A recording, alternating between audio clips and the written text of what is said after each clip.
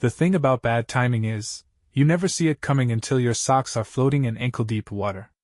I stood in the middle of my apartment, staring at the mess like if I glared hard enough, it might magically dry up. Spoiler, it didn't. The pipe under the kitchen sink had burst sometime during the night, and by the time I noticed, the damage was already done. My landlord said he could try to get someone out by the end of the week. Generous, right? That's how I ended up on Jamie's couch, still holding my phone and trying not to freak out. You can stay at my place, Jamie had said without hesitation. Seriously, I'll be gone for a few days anyway. It's better than dealing with mold spores and soggy cereal. I hesitated at first. Jamie and I had been friends for years, the kind of friends who shared playlists, inside jokes, and the occasional existential crisis over coffee. But house-sitting felt weird. Too personal, maybe. Still, the offer came wrapped in warmth, and I wasn't exactly in a position to turn it down. So I said yes. Jamie tossed me the spare key before leaving for her family's lake house for the week. Make yourself at home, she said with a grin. But don't snoop through my embarrassing high school photos. They're in the second drawer under my bed, very obvious hiding spot. I rolled my eyes and waved them off, but the truth is, I was grateful. Exhausted, overwhelmed, but grateful. Jamie's house was cozy in a way mine had never been. Not fancy, but full of life. Soft, mismatched pillows. A giant bookshelf stuffed with war novels and a few graphic novels peeking out. A half-dead cactus by the window that Jamie swore they were rehabilitating. It smelled like cinnamon and laundry detergent, somehow comforting. The kind of place where you could breathe easier. I wandered through the space slowly, dropping my duffel bag by the guest room. I glanced around, walls painted a muted sage, a record player in the corner, and a fireplace with unlit candles arranged neatly on the mantel. It felt warm. Lived in. Safe. I flopped down on the couch and let out a long sigh. The silence was almost jarring after the chaos of my apartment. I texted Jamie a quick thank you, got a thumbs up and a heart emoji in return. Then I spotted it. On the edge of the coffee table, half hidden under a throw blanket, was a sketchbook. Jamie's sketchbook. I recognized the leather-bound cover immediately. Jamie usually carried it everywhere, like a secret extension of themselves. Curiosity tickled the back of my mind, but I didn't touch it. It wasn't mine to open. Still, the fact that it was left out, so casually, made my chest tighten in a way I couldn't explain. It was the first time I felt like I was truly in her world, not just a visitor, but someone trusted enough to stay behind while she was away. That thought lingered. And for the first time since the pipe burst and the chaos started, I didn't feel entirely unlucky. I padded into the kitchen and poured myself a glass of water. A soft rain had started outside, tapping against the windows like a lullaby. I leaned against the counter and let my eyes roam around the room, fridge magnets from trips I'd heard stories about, a handwritten recipe pinned to the corkboard with a paperclip, and a cracked mug with the words, "Art is chaos in a cup," printed on the side. I smiled. That was so Jamie. I wandered back to the living room and pulled a throw blanket over me, but sleep didn't come easily. Instead, my mind kept replaying little moments, Jamie nudging my shoulder during movie nights, the way she lit up when talking about a new project, that time she stayed on the phone with me for hours when my mom got sick. All of it felt so platonic. Didn't it? I wasn't sure anymore, and that uncertainty felt like stepping onto a frozen lake, not quite sure if the ice was going to crack under my feet. It was past midnight when I finally dragged myself to the guest room. I kicked off my shoes, changed into sweats, and sat on the bed.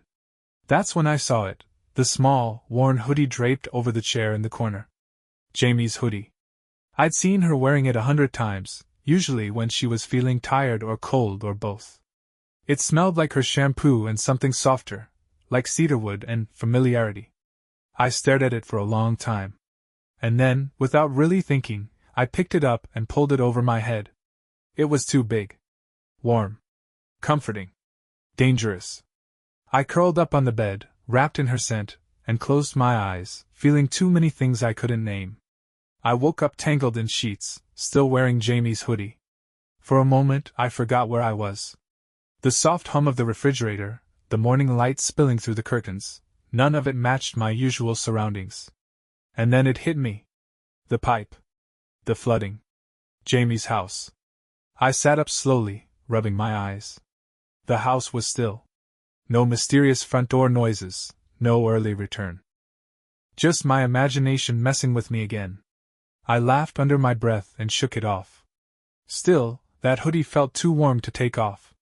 By mid-morning, I was wandering through the house again, not snooping exactly, just noticing.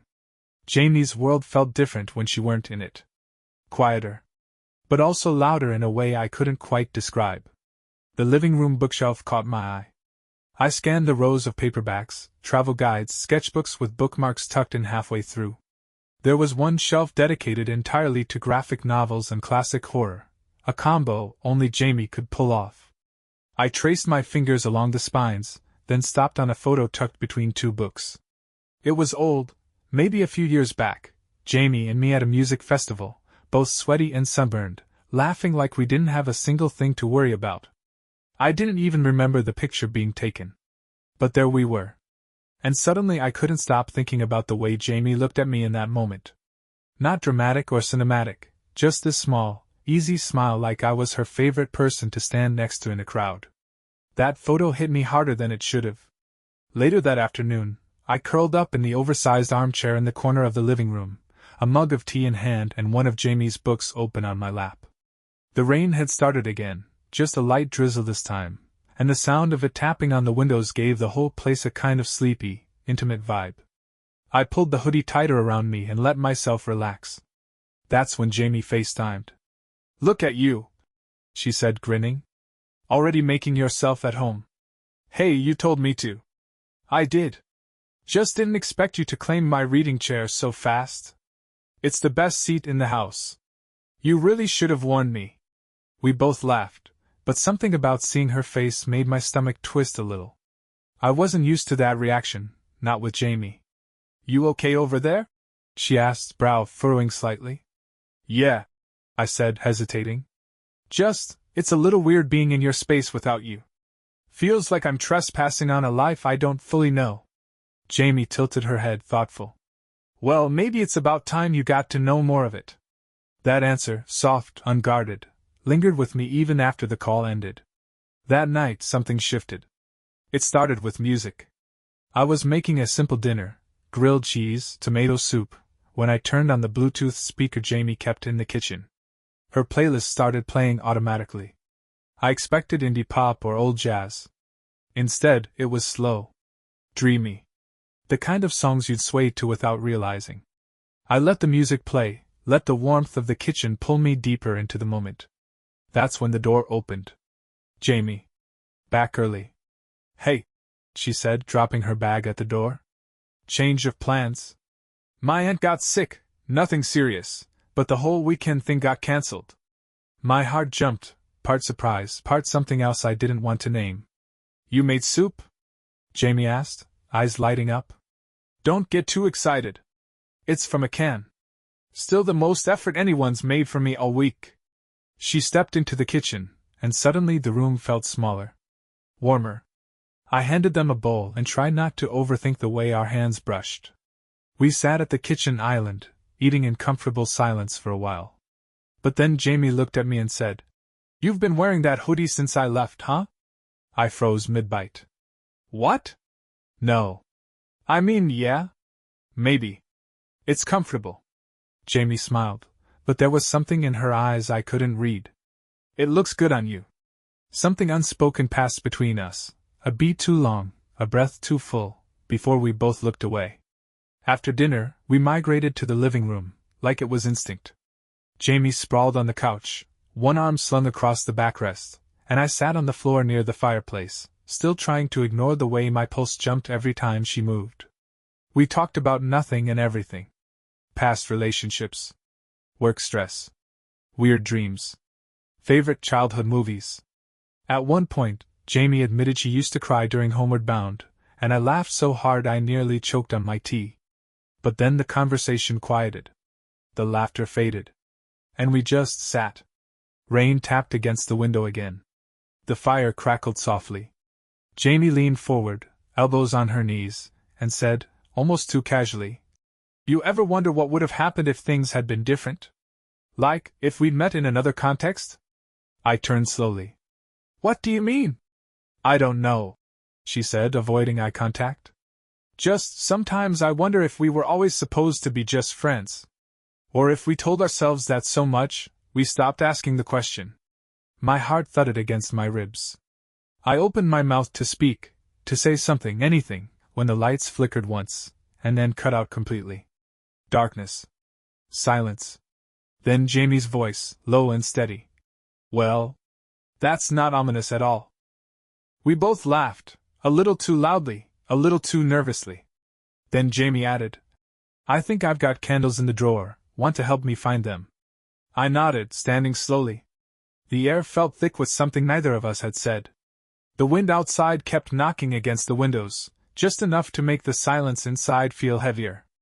I sat curled up on the couch, one of Jamie's oversized throws wrapped around me like a shield.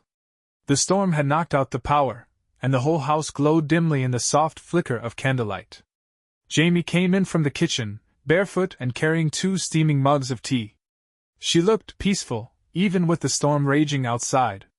Her hair was tied back in that loose, lazy bun she always did when she was winding down, and she handed me one of the mugs like it was second nature. Peppermint, she said with a small smile. Didn't figure you for a chamomile type. I laughed softly. Good call. Chamomile tastes like sadness. Jamie snorted and settled into the other end of the couch. The blanket barely separated us, and for a moment neither of us said anything.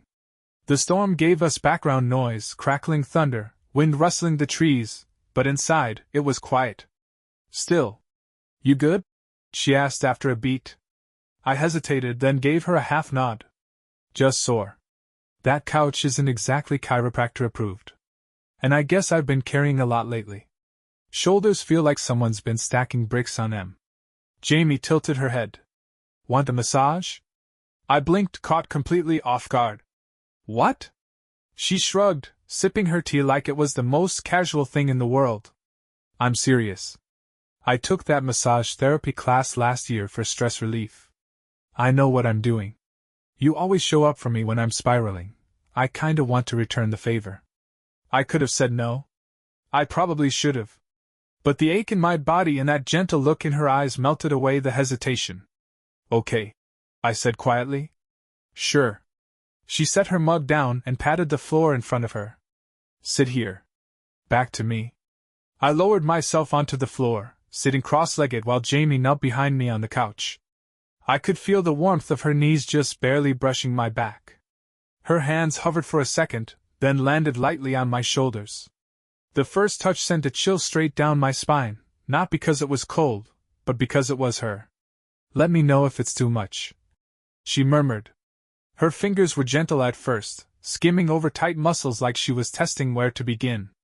Then, slowly, she dug deeper, finding knots I didn't even know existed. My head dropped forward a little as I exhaled. Dang, I mumbled. You're actually really good at this. She chuckled behind me. Told you. Her thumbs pressed into the base of my neck, working the tension out with slow, focused pressure. Each time she hit a spot that ached, I felt myself relax more. Her touch was warm. Steady. Familiar. But there was something else under it, a tenderness that felt different than anything I'd ever noticed before. You carry everything up here, she said softly. You never let yourself breathe. That hit harder than it should have. I tried to laugh it off, but it came out hollow. Breathing feels like a luxury lately. She didn't say anything right away. Her hands just kept moving, kneading gently along my upper back, thumbs moving in slow, intentional circles. You deserve to breathe, she said after a pause. You give so much of yourself to other people, and I don't think anyone ever really sees it. My throat tightened a little. I didn't know what to say, so I didn't say anything. I just sat there and let her hands speak for her. Every touch felt more personal than the last. Not inappropriate. Not even flirty. Just intimate. Like she knew me in a way no one else did, and wanted to hold that part of me gently. Eventually, she let her hands fall away. And weirdly, I missed them the second they were gone. Better? She asked, her voice just above a whisper. I turned slightly to look at her. Our faces were closer than I expected. Her eyes met mine, and something passed between us, something quiet, but heavy. Yeah, I said softly. Way better. We didn't move right away. The air felt thick, like the room was holding its breath right along with us. I forced myself to pull away, standing up slowly, trying not to act like my legs were jelly. She stood too, picking up her tea and heading into the kitchen like nothing had just happened. But something had. That much I knew. Later that night, I lay in her bed, staring at the ceiling. She'd insisted I sleep there since she had another bed in the guest room, but everything about this room smelled like her. The faint scent of citrus shampoo. That vanilla candle she always lit when she worked late. I was surrounded by her in the quietest, most dangerous way. I rolled onto my side, pulling the blanket up to my chin, trying not to think about her hands or the way her voice softened when she told me I deserved better. I must have started to doze off, because I jumped a little when there was a soft knock at the door. It opened just a crack, and Jamie peeked in. She was in a hoodie and pajama shorts, her hair still up, but messy now. Hey, she whispered. I forgot my charger. She stepped inside slowly, but she didn't go straight for the dresser. Her eyes met mine across the room. And for a second too long, she didn't look away. The room went quiet. Jamie stood in the doorway like she wasn't sure if she meant to come in, or if she was hoping I'd say something before she did. You can grab it, I said, trying to sound casual. My voice came out softer than I meant, closer to a whisper. It's on the nightstand. She nodded, stepped in, and crossed the room with that easy grace she always had. But the air between us? It wasn't easy. It was thick. Like we were both hyper-aware of every sound, every breath, every second that passed. She bent to pick up her charger, and for the briefest moment, I noticed the way her hoodie slipped off one shoulder. I looked away fast, like a guilty reflex, but my pulse was already racing. She stood back up, then just lingered. Thanks, she said, barely above a whisper. I sat up in bed, resting against the headboard, trying to act like the tension in the air wasn't slowly suffocating me. No problem. She took a half step toward the door but stopped. Turned back. Her voice was softer this time.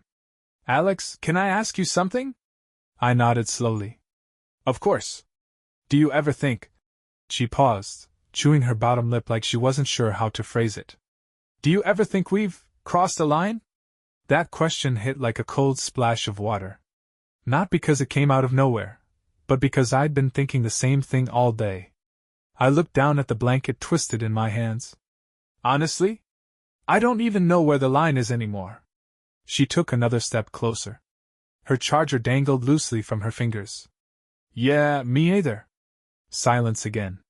And then I looked up, and she was standing right in front of me. Not 5 feet away. Not even 2. Right there.